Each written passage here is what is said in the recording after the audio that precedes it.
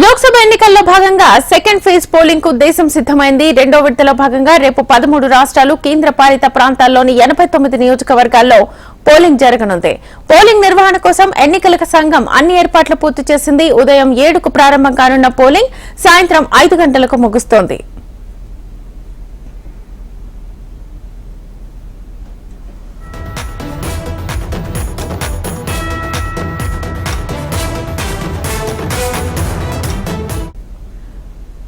బీహార్, అస్సాంలో 5 చొప్పున, ఛత్తీస్గఢ్ లో 3, కర్ణాటకలో 14, కేరళలో 20, మధ్యప్రదేశ్ లో 7, మహారాష్ట్ర, యూపీలో 8 చొప్పున, రాజస్థాన్ లో 13, బెంగాల్లో 3, జమ్మూ కాశ్మీర్, త్రిపుర, లక్షద్వీప్ లోని ఒక్కో నియోజకవర్గంలో ఎన్నికలు జరగనున్నాయి.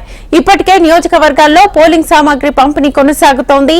సామాగ్రితో ఎన్నికల విధులు నిర్వహించే ఉద్యోగులు పోలింగ్ స్టేషన్లకు చేరుకుంటున్నారు. బెంగాల్లో 3 నియోజకవర్గాల్లో పోలింగ్ జరగనుండగా ఇందులో 98% కేంద్రాలను సమస్యాత్మకంగా గుర్తించారు. ఈ నేపథ్యంలో భారీ భద్రత ఏర్పాటు చేశారు.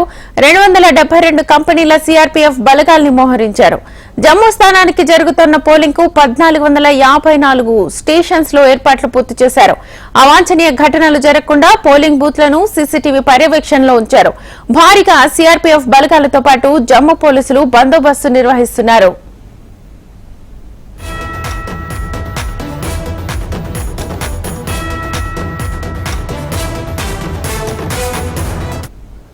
కర్ణాటకలో 14 స్థానాల్లో పోలింగ్ జరగనుండగా 19,700 పోలింగ్ స్టేషన్లో వెబ్ కాస్టింగ్ ద్వారా పర్యవేక్షణ జరపనున్నారు.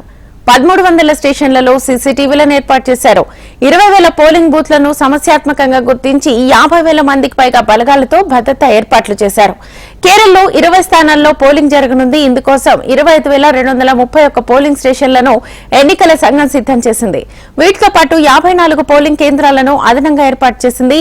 742 సమస్యాత్మక కేంద్రాలు గుర్తించిన ఈసీ భారీ భద్రతను ఏర్పాటు చేసింది.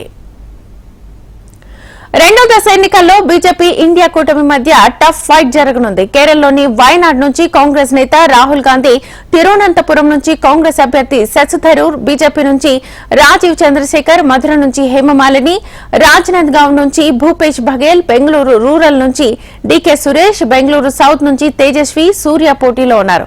2019 లోక్సభ ఎన్నికల్లో ఈ 89 స్థానాల్లో 51 స్థానాలను బీజేపీ గెలుచుకుంది.